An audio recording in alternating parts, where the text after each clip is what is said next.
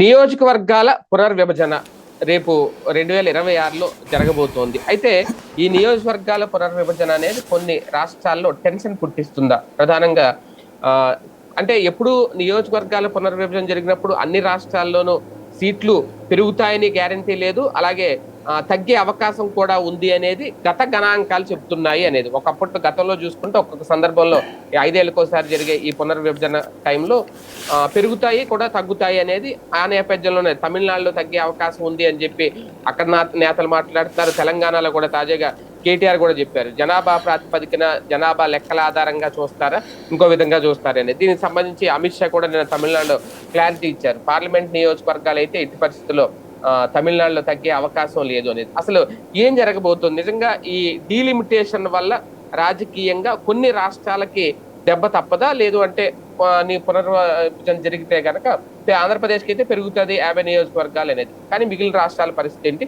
ఏం జరగబోతుంది? ఇది అంశం మీద చర్చించే ప్రయత్నం చేద్దాం. సార్, ప్రధానంగా కొన్ని రాష్ట్రాలకైతే పునర్విభజన దెబ్బ అనేది తగిలే అవకాశం ఉంటుందా? అమిత్ షా సైతం నిన్న క్లారిటీ ఇచ్చారు తమిళనాడుకి సంబంధించి. ఓకే, అక్కడ ఎలిగేషన్ చాలా గట్టిగానే నడుస్తుంది. దీనికి సంబంధించి అసలు ఎలా చూడాలి, ఏం జరిగే అవకాశం? ఇద్దరూ కూడా తప్పుదోవ పట్టిస్తున్నారు, రాజకీయం చేస్తున్నారు.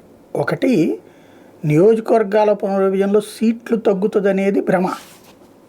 సీట్లు పెరుగుతాయి. కాకపోతే నార్త్ ఇండియాలో పెరిగినంత సౌత్ ఇండియాలో పెరగవు. అసలు నిజం అది. అంటే పెరుగుదలలో తరుగుదల ఉంటుంది మనకి. అది ఇతను చెప్పట్లా.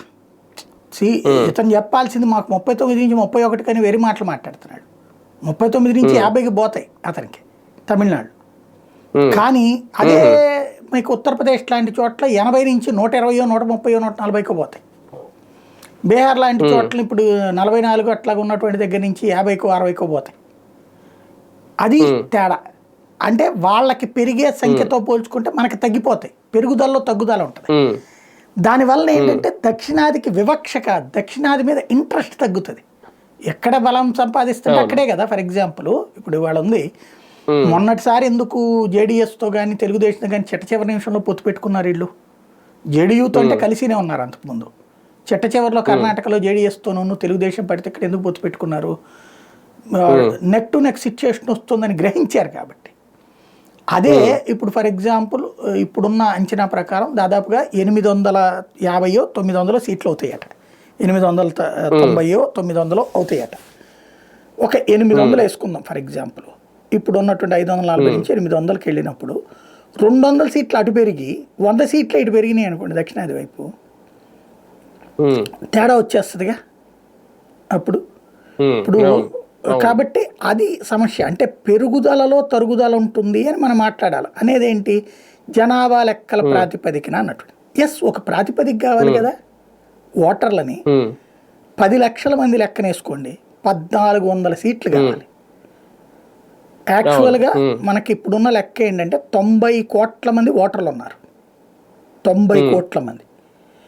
10 లక్షలకు 10 లక్షల ఓటర్కి ఒక నియోజకవర్గం వేశారనుకోండి, అప్పుడు 900 మంది వస్తారు. అంతే కదా. 10 లక్షల మందికి ఒక ఎంపీని పెడితే 900 సీట్లు వస్తాయి. కరెక్ట్ అది. కాకపోతే అప్పుడు ఏమైపోతుంది? ఈశాన్య రాష్ట్రాలు 6-7 రాష్ట్రాలకు కలిపి ఒక ఎంపీ అవుతాడు. ఎందుకు? ఈశాన్య రాష్ట్రాలు మొత్తం జనాభా కలిపినా కూడా 10 లక్షలు ఉండదు కదా, తక్కువ ఉంటారు అక్కడ ఓటర్ల పరంగా చూస్తే. ఓ దాంట్లో 1 కోటి మంది ఉంటే ఇదే కోట్లు ఎక్కడ ఉన్నాయి, లక్షల్లోనే ఉంటారు అక్కడంతా కూడా. లక్షలు సీట్లు బాగా తగ్గిపోతాయి అక్కడ ఈశాన్య రాష్ట్రాలు బాగా తగ్గిపోతాయి. కాబట్టి అక్కడ కానీ కాశ్మీర్ లాంటి చోట్ల కానీ అవి వర్తించకూడదు. ఎందుకంటే ఇప్పటిదాకా ఇప్పుడు అక్కడ కొన్ని చోట్ల భౌగోళిక స్వరూపం చూడాల్సి ఉంటుంది. ఫర్ ఎగ్జాంపుల్ కాశ్మీర్ లాంటి చోట్లన ఇప్పుడు ఉన్నటువంటి సీట్లు 11 ఏమో ఉన్నాయి. అవి కనుక తగ్గి 6కో 7కో పడిపోయింది అనుకోండి, ఒక వ్యతిరేకత వస్తుంది పబ్లిక్లో. అంటే ఎప్పుడైనా సరే రాజకీయ నాయకుడు అనేటటువంటిది ఆకలితో ఉండే సింహం లాంటివాడు. ఎదురుగుండా తిండి ఏదో ఒకటి ఉండాలి, కాలక్షేపం ఉండాలి, లేకపోతే దేశాన్ని మొక్కలు చేసేస్తాడు. దానికి సాక్ష్యం మనకి ఇక్కడ 2 రాష్ట్రాల విభజనే ఎంత వేడి రెచ్చగొట్టారు ఆకలితో ఉన్నటువంటి రాజకీయం చేస్తే. అట్టుంటది. ప్రజల్ని రెచ్చగొట్టడం చాలా సులభం, చిచ్చు పెట్టడం చాలా సులభం. ఈ ఖాళీగా ఉన్న రాజకీయ నాయకుడు చూస్తూ ఊరుకోడు, ఏదో ఒకటి గెలుగుతాడు. కులమే గెలుగుతాడా, మతమే గెలుగుతాడా, వర్గమే గెలుగుతాడా, కాబట్టి ప్రమాదకరం. కాబట్టి సీట్లు తగ్గించకుండానే ఉండాలి. కాకపోతే ఒక ప్రాతిపదిక కావాలి. ఆ ప్రాతిపదిక ఏంటి ఇక్కడ వచ్చే సందేహం వల్ల అదే అనమాట. 10 లక్షలకు ఒకటి అనేది కరెక్టే, లేదా 12 లక్షలకు ఒకటో కరెక్టే. కానీ ఇప్పుడున్న సీట్లను అట్లాగే ఉంచి ఆయా స్టేట్స్లో అదనంగా ఇచ్చేటప్పుడు ఈ సంఖ్యను చూశారనుకోండి, మనకి తగ్గిపోతాయి. ఈశాన్య రాష్ట్రాలకి తగ్గిపోతాయి, మనకి తగ్గిపోతాయి దక్షిణాది. ఎందుకంటే అక్కడ ఉత్తరప్రదేశ్ లాంటి చోట్ల ఇట్లో ఏంటంటే ఎక్కువగా అవిద్య ఎక్కువగా ఉంది. అక్కడ బీహార్ కానీ, ఉత్తరప్రదేశ్ కానీ, లేకపోతే జార్ఖండ్ కానీ, మధ్యప్రదేశ్ కానీ, ఇట్లాంటి రాష్ట్రాలన్నింటిలో కూడా విద్య తక్కువ ఉంది. విద్య తక్కువ ఉండటం వల్ల ఇప్పుడు మనకి ఇక్కడ ఏం చూస్తాము, పెళ్ళే 28, 30, 35. పెళ్ళి అయిన తర్వాత పిల్లల్ని కనడానికి ఆలోచించడం మిగిలిన 40 వచ్చేస్తుంది. చివరికి ఒకళ్ళని కానేటప్పటికి అమ్మో అంటున్నాం, 2 వద్దులే అంటున్నాం. ఇది ఎందుకని, మన పిల్లలు మనం కనుక బిడ్డలని కంటే బిడ్డలు కనేటప్పటికీ వాళ్ళకి కావాల్సిన వస్తువులన్నీ ఇవ్వగలిగే స్థాయిలో ఉండాలని, అప్పటిదాకా ముందు అసలు పెళ్ళానికి కావాల్సిన వస్తువు అంతా అందించే స్థాయిలో ఉండాలని ముందు మగాడు పెళ్లి చేసుకోవట్లే. నాకు అన్నీ ఉన్నటువంటి మొగుడే కావాలని చెప్పేసి ఆడి కోసం వెతుక్కుంటే అమ్మాయి పెళ్లి చేసుకోవట్లే. వీళ్ళిద్దరికి కావాల్సిన వస్తువులు దొరికి చివరికి లేదు లేక ఇవన్నీ చూసుకుంటే మనకు అసలు పెళ్ళే కాదనుకుని వీళ్ళు డిసైడ్ అయ్యేటప్పటికి 30లోకి వచ్చేస్తున్నారు. 30లోకి వచ్చిన తర్వాత వీళ్ళకి శారీరక ఆరోగ్య రీత్యా లేకపోతే ఇద్దరు దాన్ని ఏమంటారు మెచ్యూర్డ్ పీపుల్ అవుతున్నారు, ఎడ్యుకేటెడ్ అయ్యడం. ఇద్దరు మెచ్యూర్డ్ మధ్యన సెక్సువల్ రిలేషన్స్ అనేది అంత తొందరగా అయిసావు. డామినేటింగ్ మెంటాలిటీ ఇవి ఉంటాయి. దీని మూలంగా పిల్లలు అనేటటువంటి సందర్భంలో లేట్లు అవుతున్నాయి. ఇంకోటి ఎక్కువ మందిని కనడానికి అంగీకరించట్లేదు. మనోడికి ఢిల్లీ పబ్లిక్ స్కూల్లో వేద్దామా, లేకపోతే నారాయణలో వేద్దామా, చైతన్యలో వేద్దామా, దానికి తగ్గ సంపాదన ఉన్నప్పుడే కందాం అనుకుంటున్నారు. దీంతో ఫ్యామిలీ ప్లానింగ్లు పాటిస్తున్నారు. ఆ తర్వాత కన్న తర్వాత రెండో వాడొద్దు, అంత సంపాదించుకున్నప్పుడు చేద్దాం. దీంతో మనం ఇది 20-30 ఏళ్ల నుంచి జరిగిన పరిణామక్రమం. మనం అదే అక్కడేముంది, పెళ్లి చేసుకున్నారు, ఇద్దరు కూలి పనికి పోతున్నారు, కాస్త కూలి చేసి వచ్చాక ఓపిక కాస్త రిలాక్స్ అవ్వాలనుకున్నారు, ఇద్దరు కలుస్తున్నారు. ఆ తర్వాత కడుపు వస్తుంది. ఆ టైంలో కడుపు ఉన్నంతసేపు చుట్టుపక్కల సమాజం వాళ్ళకి సహకరిస్తుంటుంది. ఇతను ఇంకో 2 గంటలు ఎక్కువ కష్టపడతాడు. సరే కష్టపడ్డా పడకపోయినా సరే గవర్నమెంట్ హాస్పిటల్ తీసుకెళ్ళి డెలివరీ చేయించుకుంటాడు. ఒకళ్ళు, ఇద్దరు, ముగ్గురు ఇట్టగా కనేస్తారు. ఇది పెరిగిపోతూ ఉంటుంది. తద్వారా అక్కడ అటు నార్త్ ఇండియా ఏరియాలో జనాభా సంఖ్య ఎక్కువ పెరిగింది. అక్కడ వాళ్ళ బిడ్డ భవిష్యత్తు ఇవన్నీ వాళ్ళు ఆలోచించాల. ఎక్కువగా ముందు మనం సంసారం చేసాం, బిడ్డ పుట్టాడు, చూసుకుంటాం అంతే. అట్లాగని వాళ్ళని ఏమో అవమానించరు, వేధించరు. కాకపోతే మనం ఇక్కడ ఢిల్లీ పబ్లిక్ స్కూల్లో చేరుద్దాం అనే రూట్లో ఆలోచిస్తే వాళ్ళు ఏ గవర్నమెంట్ స్కూల్ అయినా పర్లేదు అనే రూట్లో ఉంటారు, లేకపోతే కూలి పని తీసిపోతాం అనుకుని లెక్కన ఉంటారు.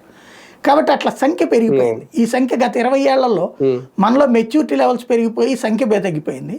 వాళ్ళకి మెచ్యూరిటీ లెవెల్స్ని పట్టించుకోకపోవడం వల్ల సంఖ్య పెరిగిపోయింది. కాబట్టి జనాభా ప్రాతిపదికన చేస్తే కనుక ఇప్పుడు 900 సీట్లు అనుకోండి ఫర్ ఎగ్జాంపుల్, 90 కోట్ల ఓటర్లు. కాబట్టి ఇందులో మనకి ఒక 250 ఆ రేంజ్లోనే ఆగిపోతుంది. ఏది కేరళ తక్కువే, ఇప్పుడు 20-22 ఉంది, తెలంగాణ 17 ఉంది, ఆంధ్ర 25 ఉంది, అట్లాగే తమిళనాడు 39 ఉంది. ఈ 4 కదా. కర్ణాటక 39 ఏముంది అక్కడ. ఇంతే కదా, ఈ 5 స్టేట్సే కదా లెక్క. ఈ 5 స్టేట్స్ కలిపి 200 లెక్కలేదు అక్కడ. ఇప్పుడు మ్యాక్సిమం 250 ఏమో వస్తుంది. అదే నార్త్ ఇండియా వచ్చేటప్పటికి ఇప్పుడు ఉన్నటువంటి దాదాపుగా 280, 300 ఉన్నాయి అక్కడ. నార్త్ ఇండియాలో 300 దాకా ఉన్నాయి. ఇప్పుడు అది 500 అయినాయి అనుకోండి, అక్కడ ఎవరికి పట్టు ఉంటుంది, బీజేపీకి పట్టు ఎక్కువ ఉంటుంది, వాళ్ళు కొట్టేస్తారు. ఇక అప్పుడు ఇక్కడ ఏమైపోతాం, మంది సామంత రాజుల కింద మారిపోతాం మనం. అప్పుడు వాళ్ళు చెప్తే ఇస్తే తీసుకోవడం, లేకపోతే మూసుకుని కూర్చోవడం, అదే రేంజ్ అవుతుంది కదా. అంటే మనకి ప్రాతినిధ్యం సరిగ్గా కాస్త టగ్ ఆఫ్ వార్గా ఉంటే వచ్చే రాజకీయం వేరు, మామూలుగా లేకపోతే వచ్చేది వేరు. అంటే ఒకటి సార్, తమిళనాడు విషయంలో ఒకటైతే తెలంగాణ కూడా ఆ పరిస్థితి వస్తుందా? తెలంగాణలో అంటే జనాభా లెక్కను చూసుకుంటే తగ్గుతాయా? అసెంబ్లీ నియోజకవర్గాలు కూడా తగ్గే అవకాశం ఏమైనా ఉంటా? చోట్ల కూడా పెరుగుతాయండి, పెరిగే సంఖ్యలో తక్కువ, అంతే.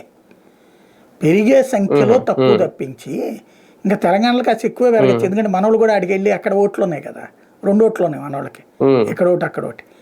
మహారాష్ట్ర నుంచి వచ్చిన వాళ్ళు వాళ్ళందరూ కూడా ఓట్లు ఉంటాయి. కాబట్టి అక్కడ 17 సీట్ల నుంచి 25 అవుతాయండి. మనకు వచ్చేటప్పటికి ప్రస్తుతం ఉన్న 25 నుంచి 40 దాకా వెళ్ళే అవకాశం ఉంది.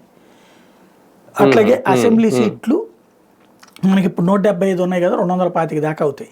అదే తెలంగాణ 117 నుంచి 150 అవుతాయి. వీళ్ళు ఎక్స్పెక్ట్ చేసేది ఏంటంటే అక్కడ 200 అయిపోయి ఇక్కడ ఒక 300 అయిపోవాలని. అది జరగదు. అవును, అంతే తేడా. కానీ లోక్సభలో అదే లోక్సభలో కానీ రాజ్యసభలో కానీ ఇప్పుడు జనాభా పెరిగి సీట్లు పెరగడం వల్ల ఇప్పుడున్న కేంద్రానికి భవిష్యత్తులో బలం పెరుగుద్ది అనే ఆలోచన ఏమన్నా ఉందా భవిష్యత్తులో? ఖచ్చితంగా అందులో పెరుగుతుందనే కదా వాళ్ళు లెక్కేసుకుంటుంది. అందుకోసమనే వాళ్ళు ఇప్పుడు 2009లో కాంగ్రెస్ పార్టీ ఏం చేస్తున్నారు, 2006లో నియోజకవర్గాలు పునర్విభజన చేశారు. మనకు కూడా ఇక్కడ 2026లో జరుగుతాయి, 20 ఏళ్ళకి ఒకసారి జరుగుతున్నాయి అన్నమాట నియోజకవర్గాల పునర్విభజన. ఇంకోటి అప్పుడు కాంగ్రెస్ పార్టీ చెయ్యలే పునర్విభజన. అప్పుడు చేసుంటే కనుక ఈ గొడవ ఉండేది కాదు. క్రిందసారి అసెంబ్లీ చేసింది కానీ పార్లమెంట్ చేయలేడు. పార్లమెంట్ చేసి ఉండాల్సింది అప్పుడు చేసి ఉంటే అప్పుడు కొన్ని వచ్చాయి, ఇప్పుడు ఇంకొన్ని వచ్చుండే. చేయలేదు వాళ్ళు, ఎందుకు వెనకాడారో తెలియదు. అప్పుడు అందులో పూర్తిగా మెజారిటీ ఉంది కదా వాళ్ళకి. ఆ టైంలో చేయలేదు. 2000 కాకపోతే ఆ టైంలో కాంగ్రెస్ పాలిత రాష్ట్రాల వాళ్ళు బెనిఫిట్ పొందారు కదా. ఇప్పుడు ఫర్ ఎగ్జాంపుల్ రాజశేఖర రెడ్డి ఉన్నాడు, అప్పుడు ఏం చేశాడు, ఇక్కడ రిజర్వేషన్స్ మార్చి పడేశాడు. ఇప్పుడు నందిగామ అక్కడ ఎస్సీ నియోజకవర్గం కింద మార్చాడు. దేవినేని రమణ స్ట్రాంగ్గా ఉంటాడు కాబట్టి దాన్ని దెబ్బకొట్టాడు. పత్తిపాడు అంటే కమ్మ సామాజిక వర్గం బలంగా ఉన్నటువంటి సీట్లను తీసుకెళ్లి ఎస్సీలకు ఇచ్చేసాడు అతను. తద్వారా వాళ్ళని దెబ్బకొట్టాడు. ఈ ట్రిప్ అట్లాంటి రాజకీయాలు నడుస్తాయి. ఇప్పుడు వైసీపీ స్ట్రాంగ్గా ఉన్నట్టు మేబీ పులివెందులు రేపు పొద్దున్న తీసుకెళ్లి ఎస్సీకి ఇచ్చేయచ్చు. అప్పుడు ఏం చేయాలా జగన్మోహన్ రెడ్డి, వేరే సీట్ ఎత్తుకోవాలి. అట్లాంటి పరిస్థితి సృష్టిస్తారు ఇప్పుడు. అలాంటివి జరుగుతాయేమో గ్యారంటీ. కానీ ఈసారి 2 అంశాలు సార్ ఎన్నికలకు ముందు జరిగేవి. ఇదొకటి, మహిళా రిజర్వేషన్ బిల్ ఒకటి. ఈ రెండు కూడా రాజకీయ పార్టీలకి ఒక ట్విస్ట్ ఏమన్నా ఇచ్చే అవకాశం ఉంటుందా? మీరు చెప్పినట్టు ఇలాగా రిజర్వ్ స్థానాలు ఒకటి, అలాగే మహిళలకు కూడా కేటాయింపు పెరిగితే ఖచ్చితంగా. ఇప్పుడు ఫర్ ఎగ్జాంపుల్ పులివెందుల్ని ఫేవర్ చేయాలనుకున్నారు అనుకోండి షర్మిలకి, అది మహిళా రిజర్వేషన్ పెట్టేయచ్చు. మహిళా సీట్ కిందకి వెళ్ళిపోయింది అనుకోండి, అప్పుడు షర్మిలను భారతీయ పోటీ చేయరు కదా, అప్పుడు ఏం చేయాలి వీళ్ళు? అట్లాంటి లెక్కలు ఉంటాయి. రాజకీయం చాలా నడుస్తుంది. నియోజకవర్గాల పునర్విభజనలో చాలా డ్రామాలు నడుస్తాయి, చూస్తూ ఉండండి. జనాభా పెరుగుదలగా ఎక్కువగా ఉన్న రాష్ట్రాలకి ఇబ్బంది ఉండదేమో ఒక రకంగా. అంతే అంతే, ఎక్కువ జనాభా ఉన్న రాష్ట్రాలు అంతే వాళ్ళకి కలిసి వస్తుందేమో. Right right. చూద్దాం. డీలిమిటేషన్ ప్రక్రియ సంబంధించి ఇప్పటి నుంచే ఒక చర్చ అయితే మొదలైంది. ఏం జరగబోతోంది ఏంటి అనేది. అయితే నియోజకవర్గాలు దక్షిణాదిలో అయితే ఎక్కడా కూడా నియోజకవర్గాలు తగ్గే అవకాశం ఉండదు అనేది హోంమంత్రి, కేంద్ర హోంమంత్రి అమిత్ షా చెప్పిన మాట. పార్లమెంట్ నియోజకవర్గాలు కానీ అసెంబ్లీ నియోజకవర్గాలు కానీ పెరిగే అవకాశమే ఉంటుంది అనేది. కానీ దీని మీద తర్వాత రాజకీయ పార్టీల నిర్ణయాలు ఎలా ఉంటాయి, ఎవరికి కలిసి వస్తుంది, ఎలాంటి వ్యూహాలు రచిస్తారు, ఇందులో నిజంగా రిజర్వ్డ్ స్థానాలకు సంబంధించి కూడా సంచలన నిర్ణయాలు ఏమన్నా తీసుకుంటే కొంతమంది పక్కకి వెళ్లాల్సి ఉంటుందా, వేరే నియోజకవర్గాలు వెతుక్కోవాల్సి ఉంటుందా, ఇవన్నీ ఇక వేచి చూడాల్సి ఉంటుంది.